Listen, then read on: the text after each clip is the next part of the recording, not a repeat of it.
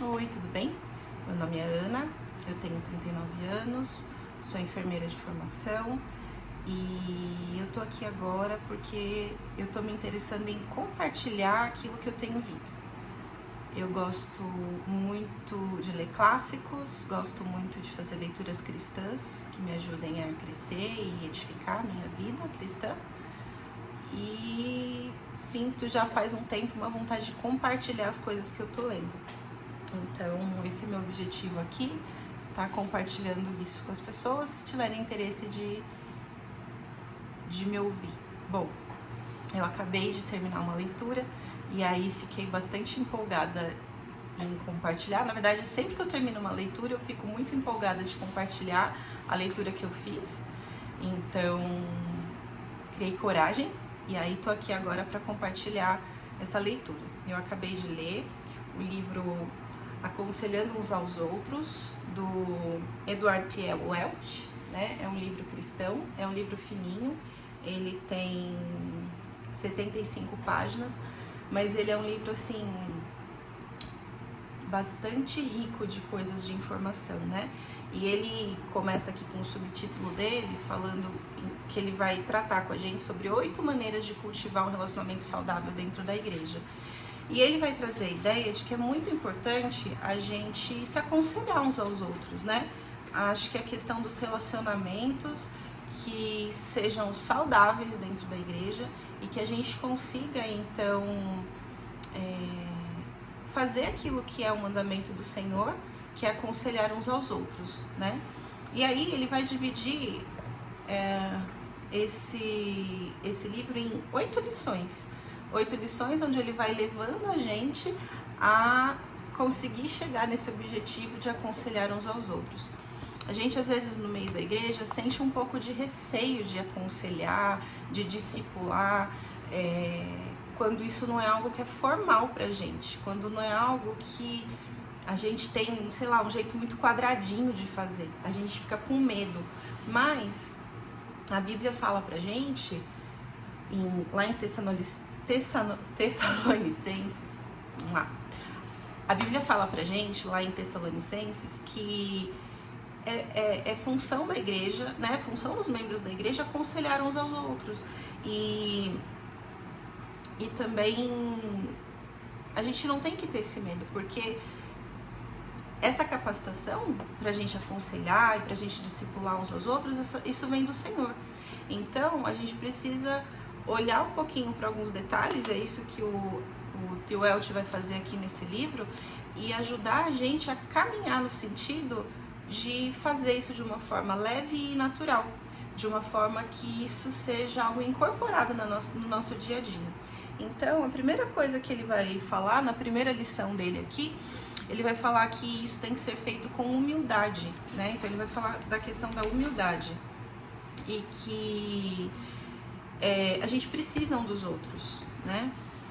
E que uma das nossas maiores dificuldades como ser humano é lidar com a nossa dependência. Então, a gente busca muito ser independente, não querer saber de outras pessoas, não. Até acho que muitos dos nossos pecados estão baseados nisso, na nossa busca por independência, na nossa busca por fazer as coisas sozinho, não depender do Senhor. E ele vai dizer que para a gente começar o processo de aconselhar uns aos outros, discipular uns aos outros, a gente precisa de humildade. Humildade tanto da parte de quem está aconselhando, quanto também de ser aconselhado, porque nós precisamos disso também, né?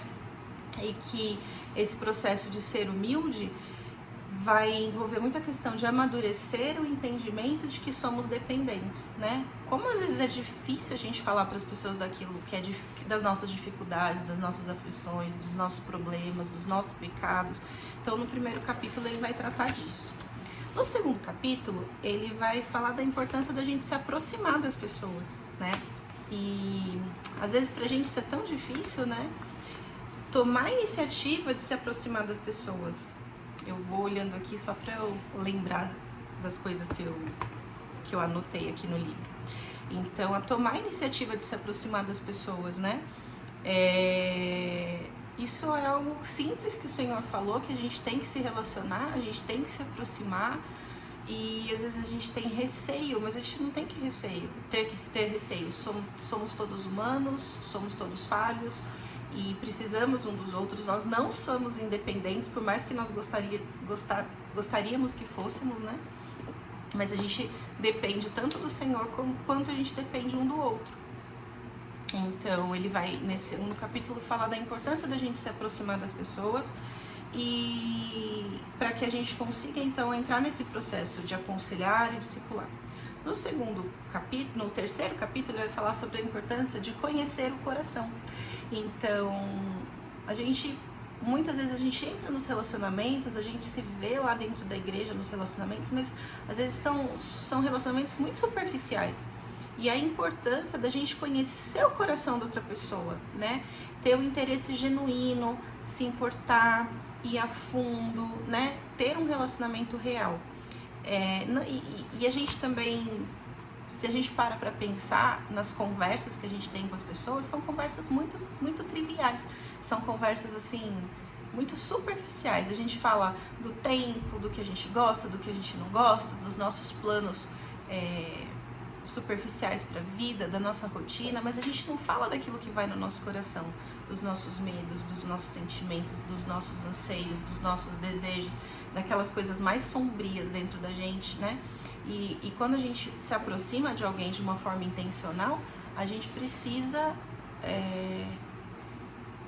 buscar entender o coração, entender o que vai dentro daquela pessoa, porque é só dessa forma que a gente vai conseguir ser mais assertivo, tanto para aconselhar quanto para discipular, né? Depois no capítulo 3, ele vai falar sobre a questão das influências, e isso é uma coisa muito importante. A gente, então, tem humildade para começar esse processo, a gente vai conhecer as pessoas, procurar conhecer as pessoas não de forma superficial, de forma profunda, conhecendo o coração, mas muitas vezes conhecer só o coração não é suficiente. Às vezes eu preciso conhecer quais são as influências que estão ao redor daquela pessoa, né? Porque as influências, elas fazem muita diferença na nossa vida. O Salmo 1 fala disso, né? Aonde a gente se assenta, com quem a gente conversa, com quem a gente gasta o nosso tempo. Isso são influências. E existem as influências das pessoas, existem as influências do ambiente, da sociedade. Então, a gente precisa conhecer o que influencia os nossos irmãos, as pessoas que a gente está se aproximando, para que assim a gente consiga, então,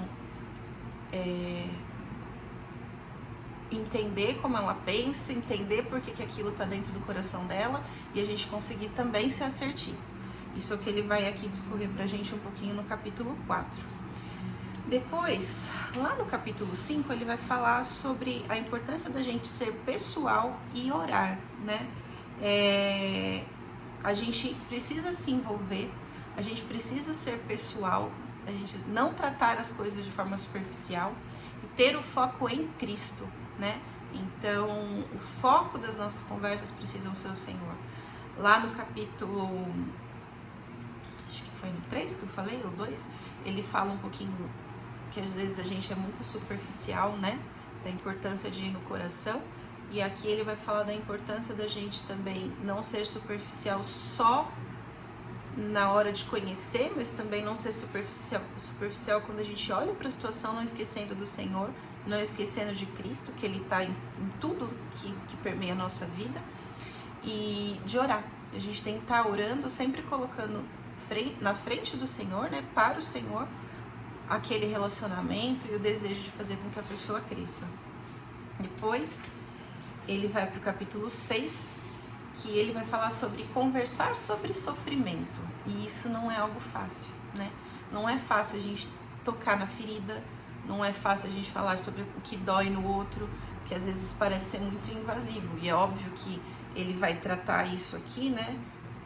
Que a gente não vai fazer isso de uma forma invasiva, a gente vai ter que fazer isso à medida em que a gente vai conhecendo o outro. Então não é na primeira vez que eu sento para conversar com uma pessoa que eu vou falar sobre as dores dela, mas que à medida em que a gente vai criando intimidade, a gente não pode fugir de falar das coisas difíceis, né? Do sofrimento.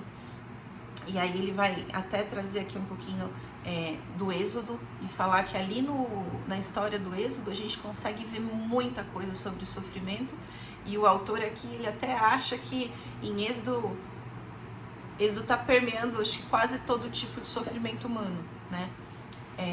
E entender que quando a gente vai tratando de sofrimento, isso vai levando a gente a conhecer o fundo do coração, vai levando a gente a entender aquilo que talvez às vezes está mais escondido. Por que aí isso aqui o autor não trouxe aqui, mas é uma coisa que me trouxe a reflexão.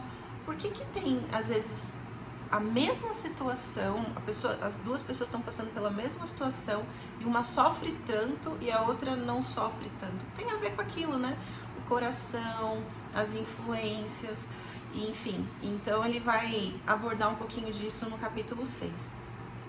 No capítulo 7, ele vai falar da importância também da gente conversar sobre pecado, né? Então, veja só, ele começa o livro falando um pouquinho de se importar com o outro, da questão da humildade, de conhecer de uma forma mais profunda, não de uma forma superficial, de falar sobre aquilo que é doído, falar sobre as dores. E agora no capítulo 7 ele vai falando da importância da gente falar sobre o pecado, aquilo que talvez seja mais difícil ainda de falar do que falar sobre sofrimento, falar sobre aquilo, sobre os nossos erros, sobre as nossas falhas, sobre onde a gente ofende o Senhor, onde a gente ofende o nosso próximo, o nosso irmão. E à medida em que a gente vai, então, falando, tendo conversas sábias, né? Conversas onde a gente vai abordar, então, o assunto do pecado, que é um assunto que às vezes a gente não quer falar nem como sendo a pessoa que peca e nem como sendo a pessoa que deveria estar exortando, né? Então, ele vai falar da importância da gente falar sobre pecado. Ele traz aqui alguns métodos para a gente falar sobre pecado, que são métodos bem interessantes, né? Pra gente também ter cuidado na forma de falar, porque a gente vai falar sobre pecado, mas a gente tem que ter misericórdia. E como que a gente lida com isso? Porque eu não quero ver meu irmão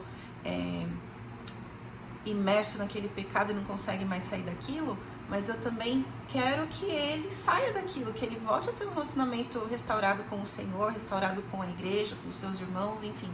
Então, ele vai tratar de alguns métodos bem interessantes. E depois o capítulo 8, na lição 8 aqui, então ele vai fazer um lembrete, uma reflexão, né, de que isso é tarefa nossa, é tarefa da igreja, isso passa por um amadurecimento de cada um de nós, tanto em se dispor, né, confiar um pouquinho no Senhor, de que quem nos capacita para discipular, para aconselhar é o Senhor, né? Isso, a capacitação não é nossa. O que nós temos que ter é disposição, né? Porque o Senhor que nos faz crescer, o Senhor que se revela a nós. Então ele traz um pouquinho disso, que a gente precisa sair um pouquinho das conversas triviais e viver aquilo que o Senhor espera de nós, né? Se importar com os nossos irmãos e ter relacionamentos mais profundos para que a gente consiga, de fato, aconselhar e discipular.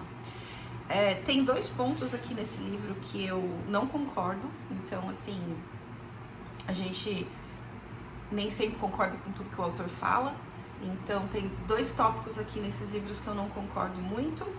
Deixa eu ver se eu consigo localizar eles aqui, que eu fiz uma anotação. Vamos ver. Acho que é no capítulo 4.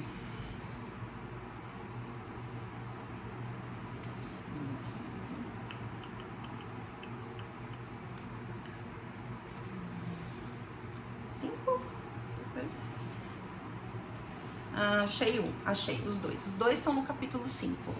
A primeira coisa aqui no capítulo 5, na página 45, que ele vai falar o seguinte, que ele tá falando um pouquinho da gente ser pessoal, né? E que ser pessoal significa que Deus se aproxima do seu povo, então nós também precisamos se aproximar das pessoas. E aí ele faz um comentário aqui que ele fala o seguinte, que isso significa que ele ouve e de fato é influenciado pelo que dizemos. Então eu não concordo muito com isso, né? A gente sabe que Deus não pode ser influenciado, né? Deus, ele é soberano, Deus, ele é absoluto. Nós somos seres limitados e por sermos limitados somos influenciados. Deus não é um ser limitado, Deus é um ser eterno, então ele não pode ser influenciado. Então eu discordo um pouquinho disso. Aí quem tiver interesse em conhecer um pouquinho mais sobre essa temática, eu sugiro que leia um livro do Jerry Perry, que chama Coração Dinâmico, e aí ele vai abordar tudo que está nesse livro de uma forma um pouco mais profunda, né? Até mais coisas, mas ele aborda de forma mais profunda as coisas que estão nesse livro. E ele vai tratar, acho que no capítulo 5, lá nesse outro livro dele, essa questão de que o Senhor não é influenciado. Então, a oração tem um outro propósito. E aí que talvez depois existem outras leituras, né? Outros entendimentos que vão fazer a gente entender que o Senhor não é influenciável. E o segundo tópico que ele vai falar aqui, na página 47, ele fala assim, ó, quase sempre é inútil dar conselho a alguém atribulado, a menos que a pessoa atribulada lhe peça. Eu não sei, eu fiquei um pouco desconfortável com esse posicionamento do autor, né? Eu fiz uma observação aqui, pontuei Hebreus 3:13 e coloquei o seguinte, né? Alguém em pecado, alguém passando por uma situação difícil, né? Seja por um sofrimento, ou seja pelo pecado. Será que ela vai buscar conselho, né? Então, será que eu tenho que esperar? Isso algo me fez pensar. Eu sei que cada situação é uma situação, e ele vai falar isso aqui, né? Cada sofrimento é uma situação específica, mesmo que seja a mesma situação para duas pessoas diferentes, é uma situação específica, mas isso me fez refletir. Será que eu sempre vou ter que esperar? Ou será que eu vou ter que ser um pouco mais proativo no sentido de como eu posso, de uma forma misericordiosa e amorosa, me aproximar desse meu irmão para que eu consiga abordar e ajudá-lo com isso que dói, né? Então, acho que às vezes, eu não sei se eu concordo de que a gente sempre tem que esperar. Acho que é isso, tá? Então, são essas coisinhas que eu queria compartilhar sobre o livro do Edward T. Welch. E é isso, eu espero que tenha te interessado, eu espero que você possa procurar o livro. Eu acho que tem e-book também da Fiel, a editora Fiel de vez em quando ela faz umas promoções, faz e-book por R$1,90, às vezes ela libera alguns livros grátis, né, em algumas semanas, então espero que você possa ter se interessado, fazer essa leitura, e se quiser conversar um pouquinho mais, pode me mandar mensagem e a gente vai conversando, tá bom? É isso. Tchau, tchau.